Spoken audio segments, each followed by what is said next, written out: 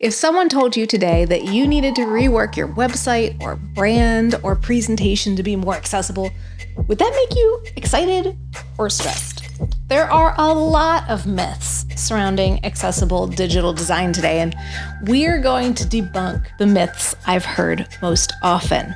Now, before we get started, if you like learning about how you can incorporate accessibility in your digital design life, don't forget to like and subscribe so you don't miss future accessible digital design videos.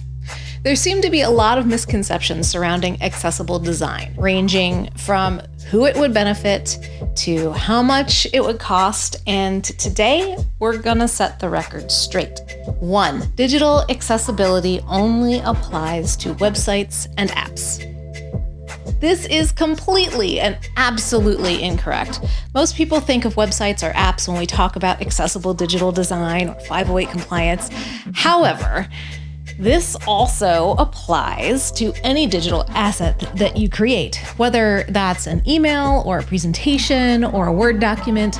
It's digital content, and it all needs to be accessible. For example, in a presentation, just imagine someone in the audience there to learn what you have to say, but they're tired from a late night with the kids and they're having trouble focusing, brain fog won't let them process too much at once, and you put up a wall of text on that slide. Not only is it poor design, but it's also not very user-friendly, accessible, or inclusive. So make sure you're approaching all of your design work with an accessibility mindset. Myth number 2, making digital assets accessible is costly and time-consuming.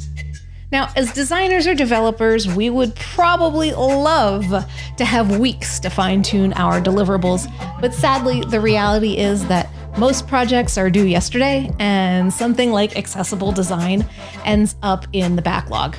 But if you approach accessibility in the right way, it doesn't have to take a lot of time. And don't start planning for accessibility when your design is complete. I mean, if you treat accessibility as an afterthought, it'll totally cost you more time and effort. But if you get into an accessible mindset right from the start, it doesn't cost you extra time at all.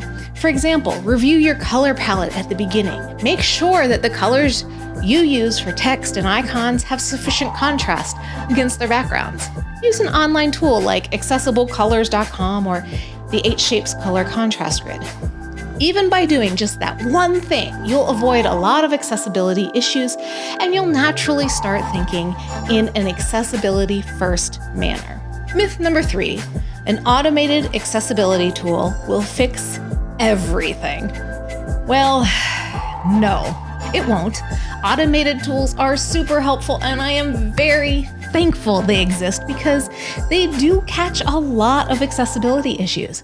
However, those tools can't interpret context, and you really need a human being to interpret and prioritize those automated results. For example, an automated testing tool might tell you that your image is missing alt text, but it can't tell you what the alt text should be. Or decorative elements might be flagged as needing alt text when it really doesn't. But that said, an automated checker is a great first step and provides you a baseline from which to start. Pair them with a human who is intent on delivering accessible experiences, and you're totally on the right path. Myth number 3. Only a small percentage of the global population is living with a disability. Okay. According to WHO, the World Health Organization, about 15% of the global population is living with some form of disability, but they only take into account those living with permanent disabilities. If you included the people who experience temporary and situational disabilities, that number jumps to 100%. Digital accessibility helps more people than you might realize. Like, when you design accessibly for a person with some form of color blindness, you're also helping people who have aging eyes or who are experiencing screen glare. When you design for someone with a permanent cognitive impairment, you're making the experience easier for your coworker who had a few too many last night and might be moving a bit slow this morning. When you have tested for the proper tab order for people who can't use a mouse due to maybe hand tremors, you're also helping out the middle school kid who broke their dominant arm. Design for the 15% and you create better experiences for everyone. And myth number 5, accessible design is ugly and boring. Hey, this one just makes me sad.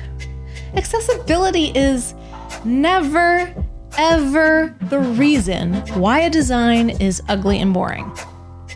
If it is, that's completely on the person who put it together. The only thing accessibility ensures is that you have a new set of guidelines you need to consider as a designer. These guidelines, they allow you to discover new ideas you might not have come up with before. And honestly, quite frankly, it is no different than having to follow a set of corporate identity guidelines. Now, if you're really lucky, those brand identity guidelines have been built in an accessible way already. And there you have it. The 5 myths I've heard the most often regarding accessible digital design. They kind of make me angry, so spread the word, my friends. Let everybody know that accessible design is a good thing, to incorporate it from the beginning, from the very initial stages of design. And actually, it's going to get you thinking in a mindset that's going to help so many people. Thanks for watching. And again, if you like this kind of content, don't forget to subscribe. Have a great day. See you next time.